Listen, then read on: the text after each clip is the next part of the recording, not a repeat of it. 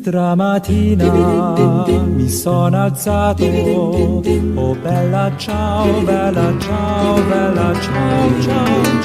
Stramattina mi sono alzato.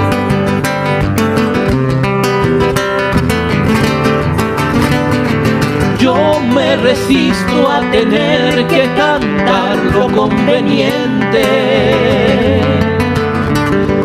Yo no he venido a esconder la verdad, la de mi gente, aquella que se ha mantenido leal y aguarda el alba, aquella que vuelo a su vida le da y no vende el alma.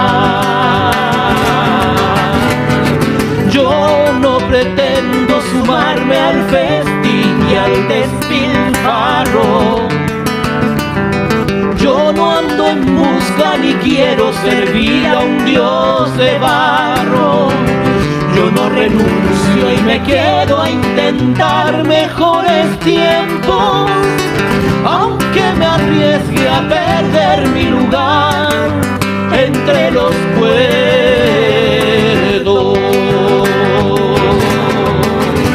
Y en tanto me anime un soplo de aire, y en tanto me quede amor que entregar, y en tanto me habite una gota de sangre, yo defenderé mi derecho a soñar. Y en tanto me anime un soplo de aire, y en tanto me quede amor que entregar, y en tanto me habite una gota de sangre, yo defenderé mi derecho a soñar.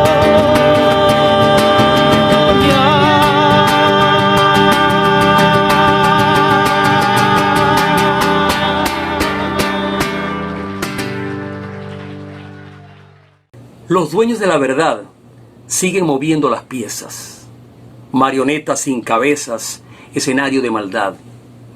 Pero en esta realidad ignominiosa y fascista, una esperanza allendista se hace pueblo en rebeldía.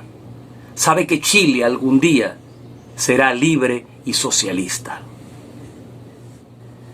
Después de más de 3 décadas del pinochetismo, ahora es cuando el pueblo chileno tiene la oportunidad de enterrar definitivamente esa constitución hecha, elaborada, redactada en ese régimen nefasto que tanta muerte, tanto dolor dejó no solo a Chile, sino a todo el continente nuestro americano. Hoy celebramos la aprobación de un proceso constituyente para redactar una nueva constitución. Pero bueno, hay muchas inquietudes, hay muchas dudas, como es normal. Por eso hoy vamos a conversar con un admirado compañero, un admirado camarada, trovador, activista incansable por la causa social y por los derechos políticos de su país y de todo el continente nuestro americano. Me refiero a un gran trovador que hace honor, además, a su nombre. Es un homónimo fiel del gran Pancho Villa, el mexicano. Este es nuestro Pancho Villa chileno. Con él tenemos el placer de conversar de esta etapa que se inicia en Chile. Así que, Pancho, desde aquí un grandísimo abrazo, hermanito. Y comienzo, bueno, por hacerte una pregunta periodística en esta ocasión. Y es que, bueno, celebramos sí que se ganó la posibilidad de convocar una constituyente para redactar una nueva constitución. El 80% aprobó este proceso, pero todavía, hermanito, 20% de los que votaron allí, porque es un porcentaje importante, 20%, de pinochetistas en Chile. ¿Qué pudiera augurar esto? ¿Cuáles son las expectativas que tenéis vos y que tiene el pueblo chileno de lo que se les viene en adelante? O se nos viene, porque lo que pasa en Chile va a impactar a todo nuestro continente, nuestro americano.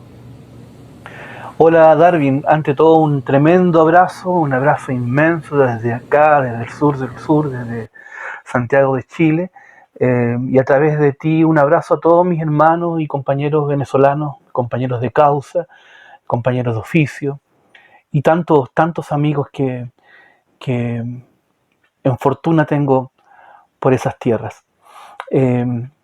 Bueno, tu pregunta, la verdad es que ese 20% de pinochetismo es la muestra clara de un hecho súper concreto. El fascismo permanece más allá de la conciencia del mundo de lo que es el fascismo, y anida sobre todo en dos sectores principalmente.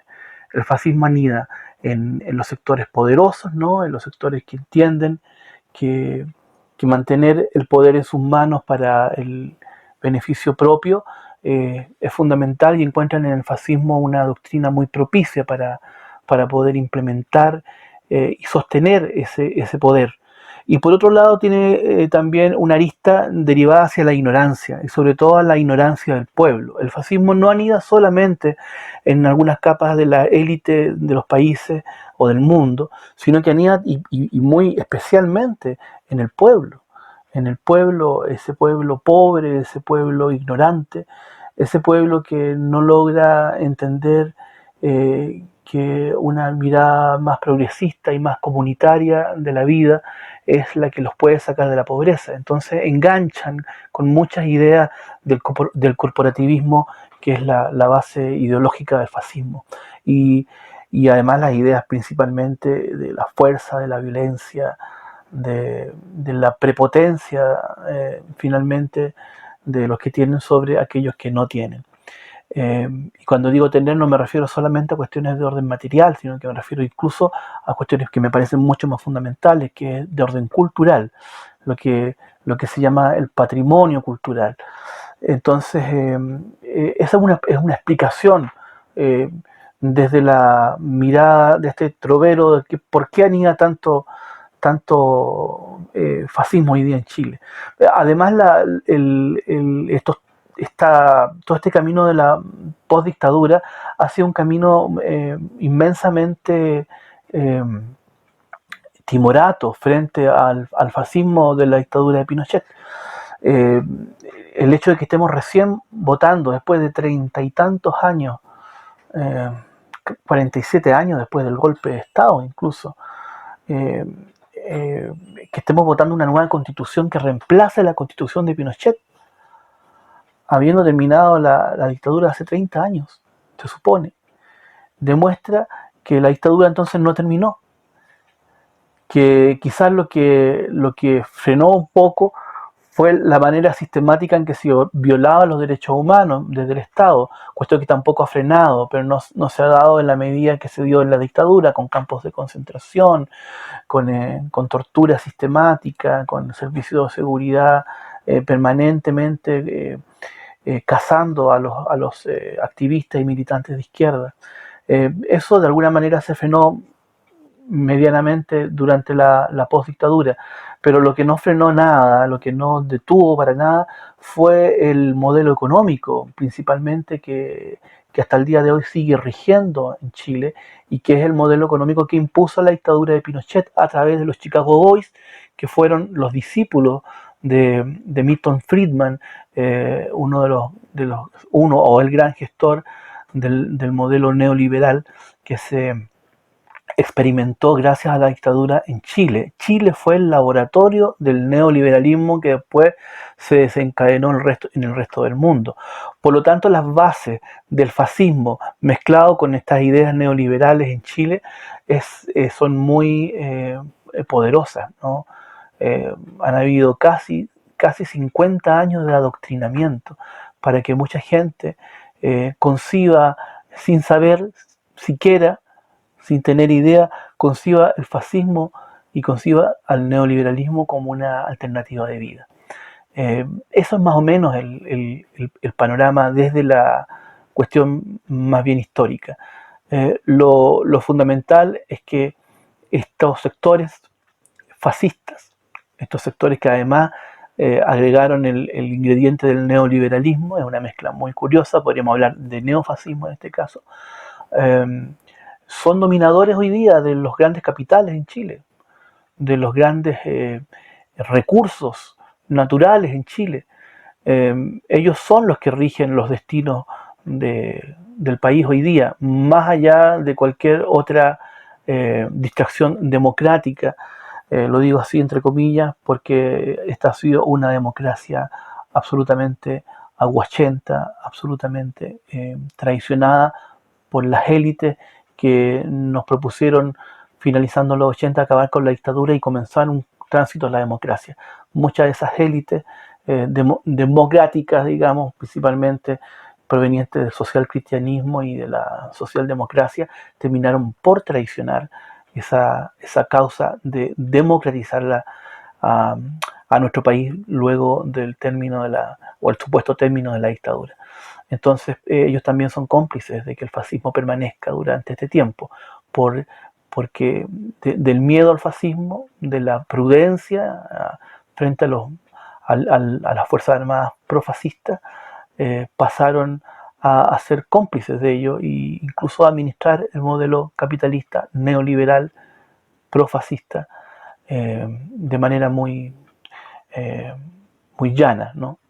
Así es que yo creo que la responsabilidad de que hoy día el fascismo tiene que ver principalmente con la manera en que el propio fascismo se ha dado maña en sobrevivir, pero también con las vacilaciones de los sectores democráticos y también con la falta de unidad para construir un proyecto propio que cambie la perspectiva cultural del país desde la propia izquierda.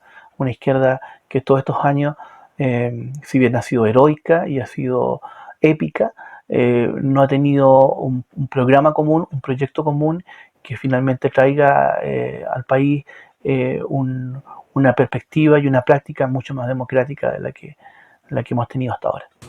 Otro tema que merece la pena, por lo menos, comentar, ¿no? Analizar, razonar, es porque, Pancho, gobiernos anteriores, inclusive gobiernos que se hacían llamar socialistas, allendistas, ¿no?, nunca convocaron una consulta como esta. ¿Por qué se pasó tanto tiempo para que se tomara la decisión de renovar la Constitución chilena y deslastrarla de todo lo pinochetista que contiene esa que todavía está vigente? Mira, habría que decir que una parte importante de los sectores dirigenciales de lo que fue la Unidad Popular hizo su exilio en Europa. Eran básicamente gente proveniente de las capas medias altas que tenían una sensibilidad por el mundo popular y por un proyecto popular de gobierno. Y eran profesionales, era gente que venía de alguna manera de la élite y que tenían estas sensibilidades que acabo de describir. Una vez efectuado el golpe de Estado en Chile, ellos encontraron exilio, un sector muy importante de ellos, en Europa.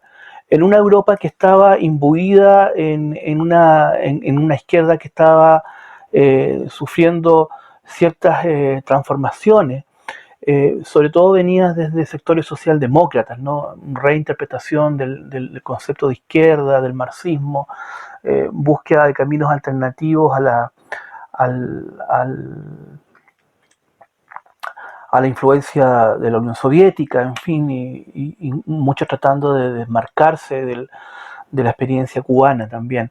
Entonces, estos sectores socialdemócratas empezaron a urdir nuevos caminos, entre esos hasta llegar a uno que se conoció como la tercera vía, ¿no? Que era finalmente asumir la socialdemocracia como, como lo que siempre ha sido, ¿no? La expresión más progresista del capitalismo, digamos.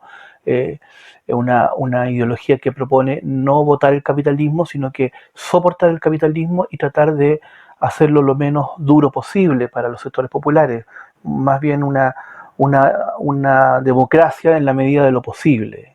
Eh, Finalmente la socialdemocracia es una expresión del capitalismo, quizás la menos dura del capitalismo, pero lo es. Ahora, ¿qué pasa? ¿Por qué hago esta introducción? Porque esos sectores socialdemócratas, esos dirigentes socialdemócratas, volvieron a Chile y junto con otros sectores que en Chile se habían desarrollado también mirándolos a ellos, instalaron una alternativa y una salida distinta de la que los sectores populares chilenos que habíamos combatido contra la dictadura habíamos desarrollado. Ellos fueron finalmente quienes dirigieron este proceso post-dictadura. La socialdemocracia aliada con el socialcristianismo, la democracia cristiana principalmente, que fue un sector que fue parte del golpe y que ahora posaba de democrática. Entonces se fusionó esta experiencia política socialdemócrata con la social cristiana y propusieron un camino más bien de negociación con los sectores que habían sostenido la dictadura.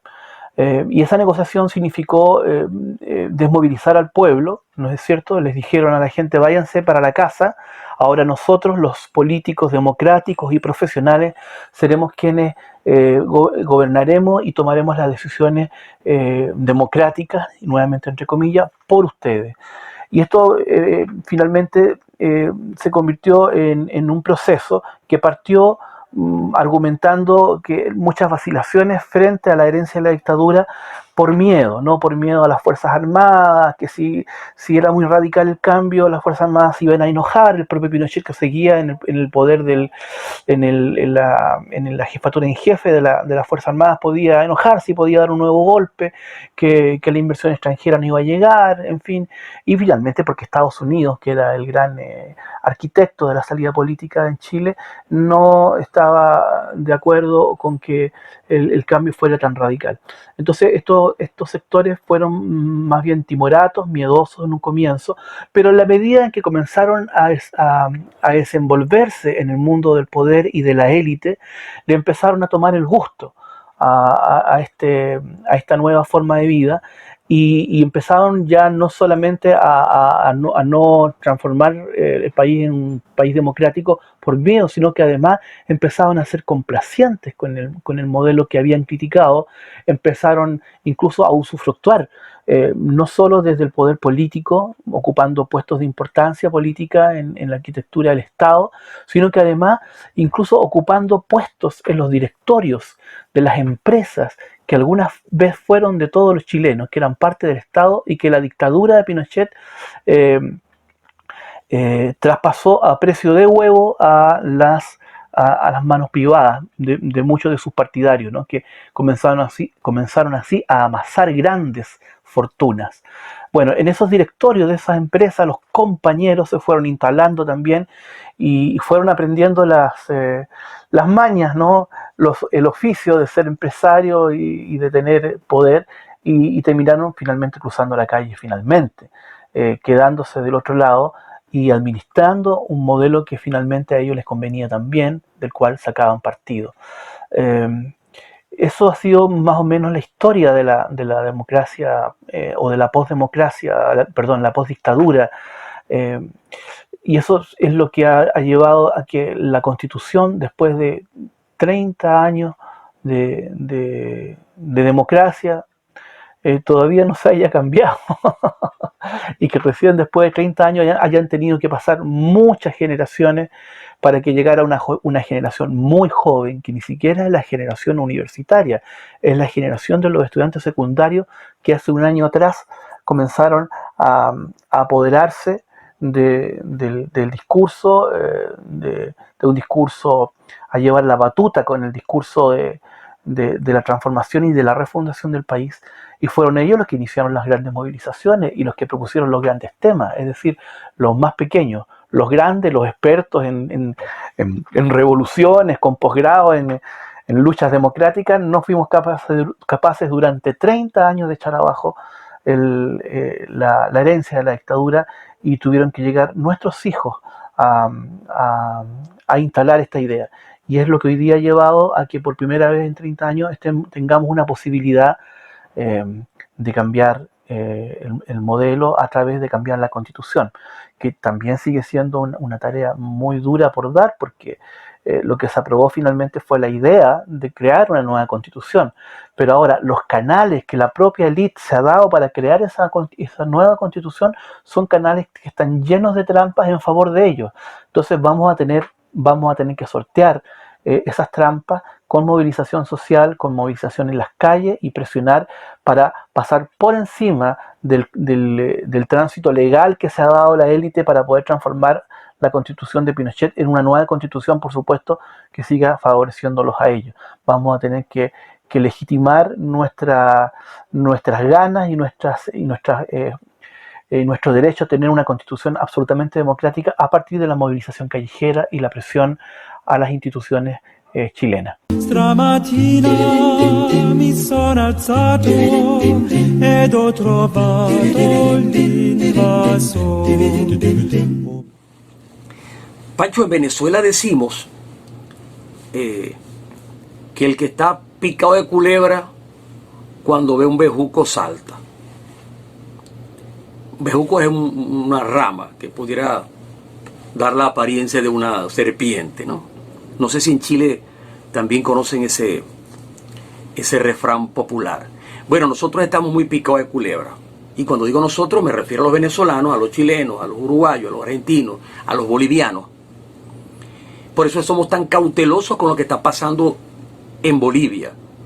Sí, como no, celebramos el triunfo del MAS, el posible retorno del presidente Evo, por lo menos a formar parte del proceso político activamente en Bolivia, pero estamos cautelosos, ¿no? No celebramos, no cantamos victoria todavía. En el caso de Chile, también por lo menos yo me siento un poco cauteloso, ¿no? Porque pudiera ser esto una coartada también de Piñera, de ultraderecha, como para apaciguar los ánimos que en la calle el pueblo chileno estaba haciendo sentir, ¿no? La presión que estaba metiendo el pueblo chileno en la calle. ¿Qué impresión tenéis vos de esto, de lo que está pasando? ¿Cuáles son las expectativas? Aquí en Venezuela, por ejemplo, nos metieron un gazapo que después con los años tuvimos que ir más o menos reparando. Y en Bolivia yo viví el proceso constituyente que debió darse en 6 meses y duró un año con mucho trauma, ¿no? ¿Qué esperáis vos y qué espera el pueblo chileno de este proceso? Mira, puedo decirte que esas reservas que tú tienes respecto de lo que está sucediendo en Chile y lo que ha sucedido también en varios de nuestros países en América Latina son muy entendibles y muy atingentes, ¿no? Si lo llevamos a la realidad chilena, efectivamente este proceso es un proceso que ha salido con forceps, ¿no? Es un proceso que surgió de una manera muy novedosa, ¿no? Se suponía que quienes tenían que dirigir este proceso eran los sectores progresistas y principalmente a la izquierda chilena. Me refiero a sus partidos y a sus organizaciones, ¿no? Las organizaciones populares también.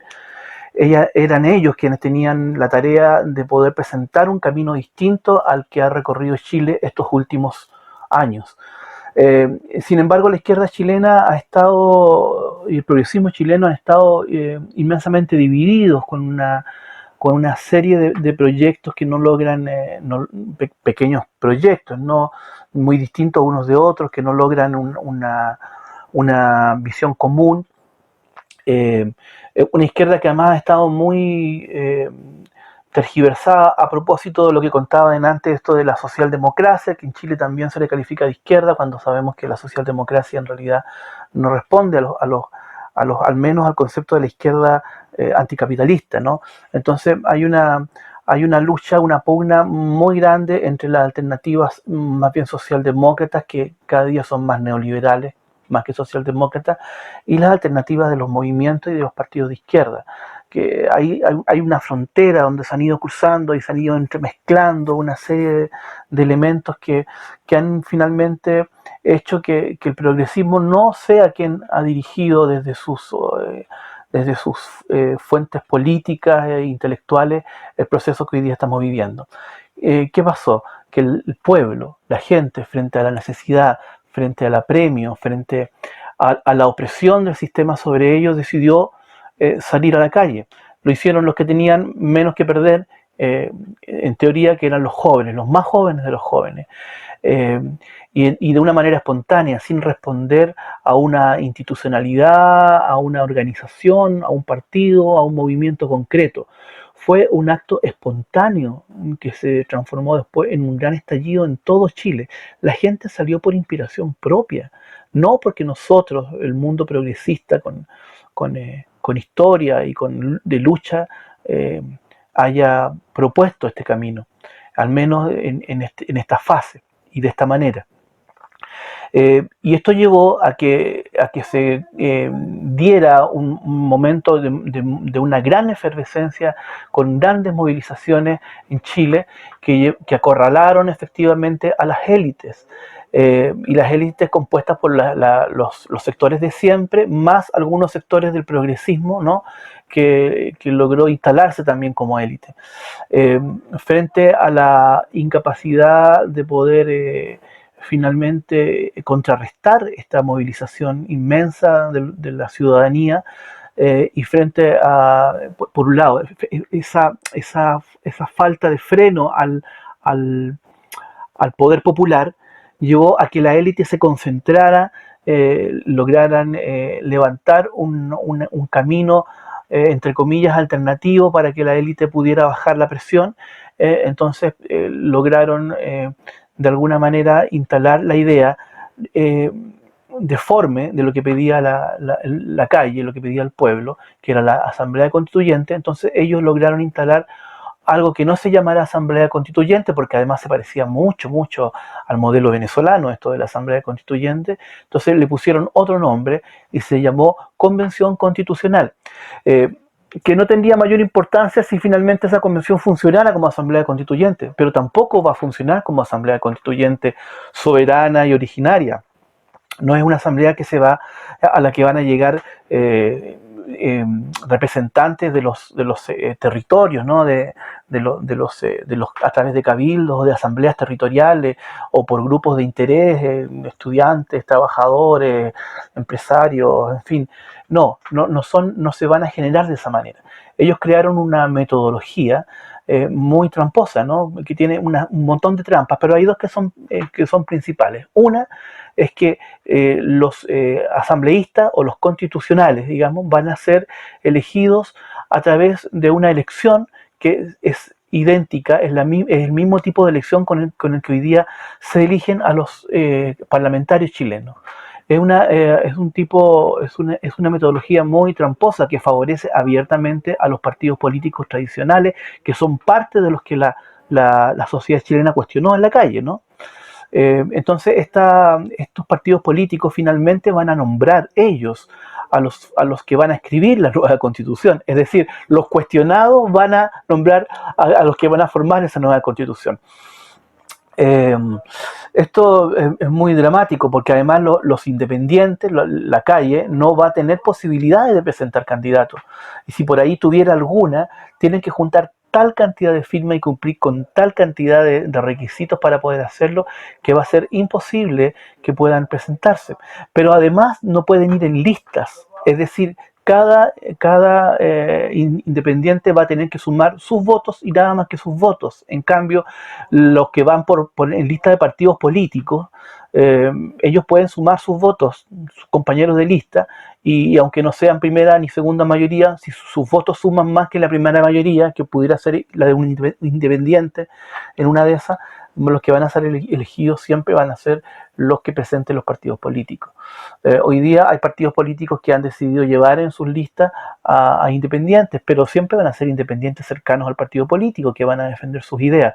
Por lo tanto, ahí hay una trampa muy, muy grande. Además, para poder aprobar cada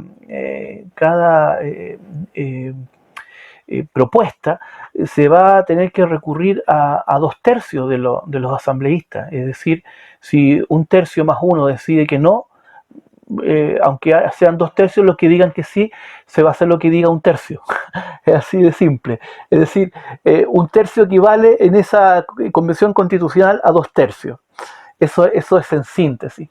Y una serie de otros elementos que de antemano que prohíben a esa convención constitucional alterar, por ejemplo, los tratados de libre comercio y una serie de otras decisiones que ha tomado el Estado neoliberal y que la convención constitucional no va a tener la posibilidad ni el derecho a transformarlo, a eliminarlo y proponer algo distinto, por ejemplo. Entonces es un camino muy, muy complejo el que viene.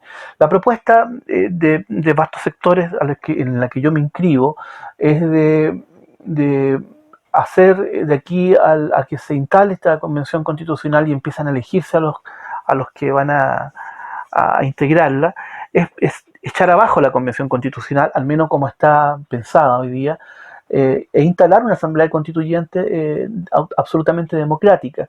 Y eso no lo vamos a lograr a través de las élites que ya instalaron legalmente el camino, sino que a través de la presión social, de la movilización en las calles, a través del instalarnos, rodear la moneda, rodear los tribunales, rodear el parlamento, los regimientos, toda la institucionalidad cuestionada, rodearla de una masa humana transformadora y obligarlos a transformar esta convención en una asamblea constituyente de verdad, con todos los derechos, y una asamblea, como decía originalmente, soberana. Y esa es la apuesta en la que estamos muchos. No sabemos finalmente si lo podremos lograr, es por lo que nos vamos a jugar, pero la verdad es que todo es muy incierto. Es muy incierto. Hay algunos partidos políticos, muy pocos, y algunos parlamentarios, muy pocos, que están hoy día en la misma postura que los sectores de la calle, pero son muy poquitos, entonces no tienen un poder lo suficiente o una influencia suficiente en el mundo parlamentario como para poder hacer que esa convención constitucional realmente redacte una constitución democrática.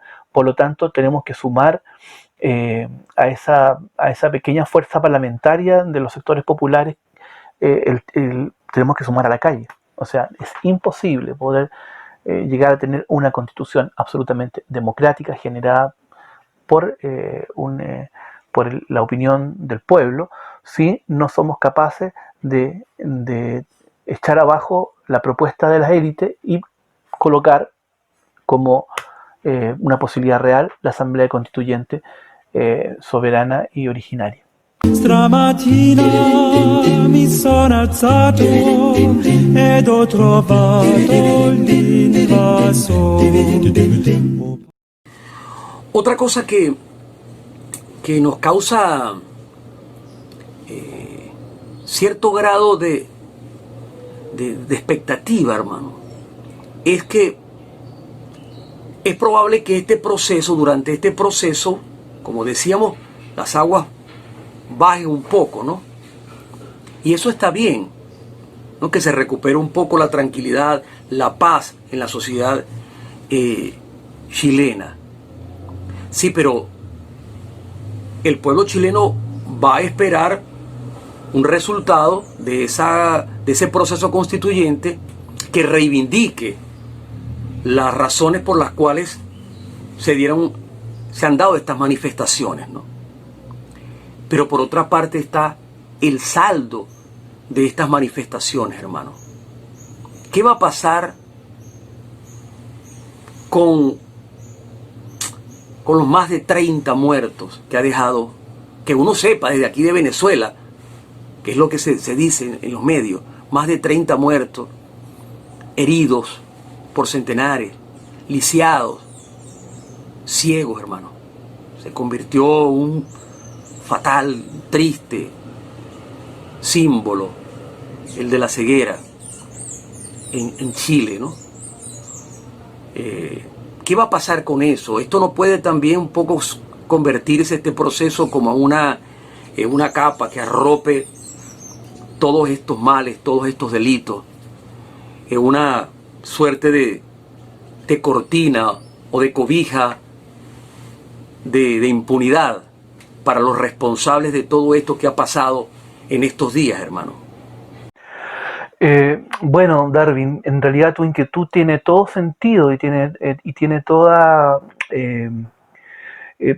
la fortaleza del hombre que sabe cómo funciona el hombre, ¿no? Es muy atingente tu duda y creo que todos tenemos también esa impresión. Efectivamente, este proceso de este último año ha dejado muchos heridos, muchos presos, han habido muertos. Bueno, y como tú decías, la ceguera ha sido muy simbólica, ¿no? Una de los modos más usados para la represión fue disparar a la cara de los manifestantes. Por lo tanto, muchos de los manifestantes quedaron sin un ojo, así de crudo. Y hubo manifestantes que quedaron ciegos, que le valieron ambos ojos. Ha habido más de 2.500 detenidos en las cárceles chilenas este último año, que nosotros hemos calificado como presos políticos. Sobre todo son jóvenes, la inmensa mayoría de ellos son jóvenes, y cuando digo jóvenes son jóvenes de menos de 20 años, que están encarcelados hace ya mucho tiempo y que no han recibido una acusación formal, no están procesados. Por lo tanto, de todo eso es parte de un abuso permanente del Estado chileno sobre ellos. Es una clara violación de los derechos humanos, lo que de alguna manera vuelve a confirmar que a pesar de todo lo que Chile vivió en dictadura y que uno podía pensar que después de eso nunca más los derechos humanos serían violentados en Chile, a pesar de eso, hoy día se siguen violentando. Y se siguen violentando en muchos casos con métodos muy parecidos. Han habido también casos de tortura, el abuso policial y la prepotencia policial es infinita. Debo hacer un paréntesis también que esta violencia policial no se ha vivido solamente a partir de este proceso último, sino que se ha vivido durante los 30 años de la democracia o de la pseudodemocracia. Y los que pueden dar mejor cuenta de eso son los hermanos del pueblo mapuche, que llevan una gran lucha por la defensa de su territorio y su cultura, y que han entregado muchos de sus activistas a la causa, han muerto, los han asesinado, y tienen una cantidad enorme de presos políticos también, hasta hoy día, encerrados en una infinidad de cárceles. Esa es la democracia chilena, pues, ¿no? Cuando yo he salido durante todos estos años, sobre todo a Europa, a tocar, y a muchos lugares de América Latina, decían, no, tú vienes de un país pujante, que tiene éxito económico, que es un ejemplo para el mundo y para América Latina en especial. Bueno, les quiero decir que este país no es ejemplo de nada, no es ejemplo de nada. Todo eso era una maquinaria propagandística de las relaciones exteriores de Chile y del gran empresariado neoliberal del mundo que necesitaban tener un departamento piloto, una idea, un país que pudieran darle todo tipo de características de bondad al modelo neoliberal para exponerlo frente al mundo y tratar de hacer enganchar a otros países en esta tarea, que por cierto lo lograron y muy bien. Por eso hoy día tiene una gran importancia lo que está pasando en Chile, porque Chile fue el laboratorio del neoliberalismo, por lo tanto es donde está más consagrado. El modelo neoliberal en Chile está mucho más consagrado y es mucho más extremo que el que rige a los propios Estados Unidos y a Inglaterra. Por lo tanto, si cae el modelo en Chile, tiene no solo un valor simbólico, sino que además tiene un valor concreto. Es el ladrillo básico sobre el cual se construyó este modelo que cae y que va a hacer que empiece a moverse todo el muro para que finalmente pueda caer en el mundo esta alternativa al neoliberalismo. Entonces, en medio de todo eso hay una serie de costos para el pueblo. Y nosotros tenemos que ser capaces de dar la lucha política, pero sin descuidar la defensa de nuestros compañeros, tanto los que están detenidos como los que están sufriendo el acoso permanente. Hay compañeros que están llenos de amenazas, de grupos de ultraderecha paramilitares y del propio Estado a través de las fuerzas de carabineros o las propias Fuerzas Armadas. Es una tarea permanente, hay mucha gente, una gran legión de abogados, justos que están defendiendo a nuestros hermanos que están presos, que están defendiendo la causa de aquellos que han sido mutilados. Las organizaciones de los derechos humanos en Chile están trabajando con todos nuestros compañeros y hemos logrado desarrollar redes que permiten también ir en auxilio de ellos y tratar de recuperar de alguna manera todo lo que han perdido. Pero son redes alternativas, son redes nuestras, no son redes del Estado. El Estado se ha hecho cómplice de la violación de los derechos humanos. O sea, bueno, ellos lo violan, ellos son los que violan los derechos humanos, pero se han hecho cómplices también de los sectores que desde organizaciones privadas han también comenzado a ejercer la violencia en contra del pueblo, ¿no? No solo en el marco de estas protestas, sino que sobre todo en la experiencia mapuche, ¿no? Que es donde más a destajo el Estado chileno ha ejercido la violencia. Tienes razón, tenemos que ser capaces de lograr que en la nueva Constitución esté establecido que hay que reparar y hacer justicia por todos nuestros hermanos que han caído y que han sufrido daño en esta lucha. Stamattina mi sono alzato ed ho trovato l'invasor. Pancho, los que te conocen no me van a perdonar si no cantáis algo, mano. Me van a decir, chico, ¿cómo es posible que tuviste a Pancho Villa ahí y no le pediste que cantara algo? Vamos a despedirnos con algo tuyo, Pancho, una pieza de las tuyas, que además que una canción tuya, una pieza de las tuyas, es como una respuesta tal cual a las que estás dando sin tu guitarra y sin melodía, ¿no? Porque a fin de cuentas tus canciones son eso, la descripción de la realidad chilena, latinoamericana e internacional, porque vos la habéis cantado, bueno, hasta Palestina, al pueblo de Irak. Así es que a Venezuela, por cierto, hiciste una canción muy bella, Pancho, que aquí la hemos utilizado mucho, el video que hiciste con la Patti, extraordinario. Así que bueno, hermano, y con esto me despido, seguimos en sintonía, porque vamos a estar muy pendientes de lo que pase en Chile, hermanito, y te agradecemos lo pendiente que han estado ustedes del proceso venezolano. Así que, hermano, un abrazo y bueno, nos seguimos viendo por allí, Pancho, hablando o cantando sin querer mente. Bueno, Darwin, un abrazo grande, hermano mío, recíbelo con toda mi admiración y mi cariño por el trabajo que tú estás haciendo, no solo por tu trabajo periodístico, de comunicador y de trovador, sino por tu trabajo como militante, como activista de una causa en la que estamos muchos en el mundo. Ustedes como venezolanos llevan la vanguardia, por supuesto, junto a Cuba en este camino a una sociedad justa, a un ser humano justo, a un hombre nuevo y una mujer nueva.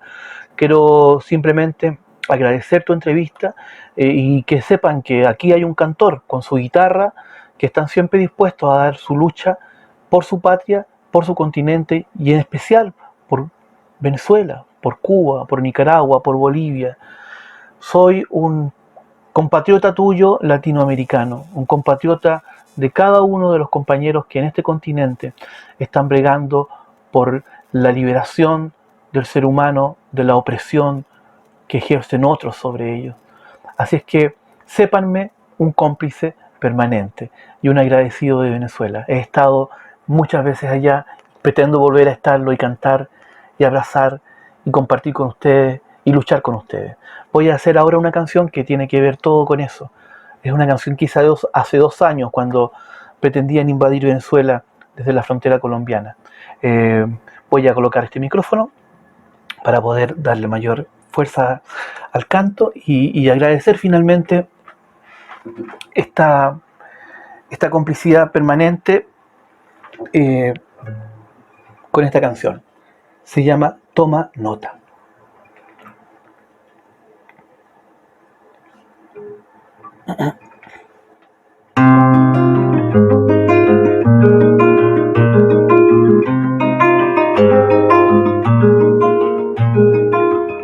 Parece ser que la guerra vendrá, andas diciendo.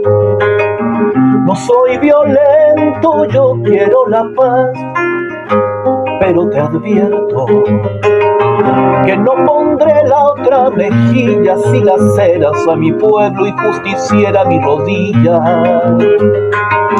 Dará en el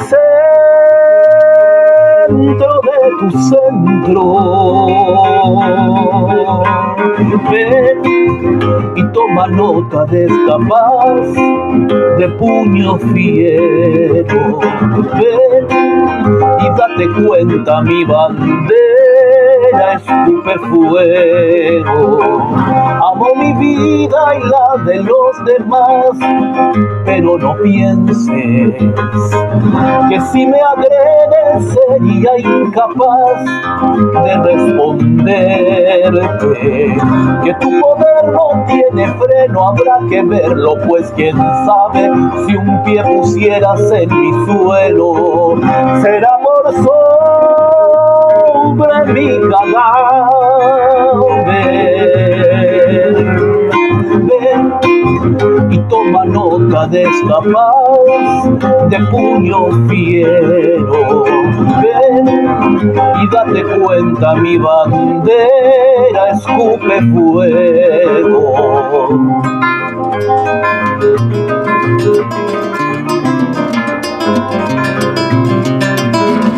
En nuestra mesa hay vino y pan, libres de amarnos, pero la uva y el trigo no están para tus garras. Porque esta tierra se respeta, habrá coraje como aludes, podrán entrar en sus tanquetas, pero saldrán en ataúdes. Ven y toma nota de esta paz de puño fiero. Ven y date cuenta, mi bandera escupe fuego. Somos de abrazo fraterno y jovial con los de lejos, pero no quieras sudor colonial, te lo aconsejo. Tiemblen imperios decadentes en vuestro Olimpo homicida, que lo que cruzará sus vientres será la espada de Bolívar. Ven y toma nota de esta paz de puño fiero. Ven y date cuenta, mi bandera escupe fuego. Tiemblen imperios decadentes en nuestro Olimpo homicida, que lo que cruzará sus sientes será la espada de Bolívar. Será la espada de Bolívar. Será la espada de Bolívar. Será la espada de Bolívar.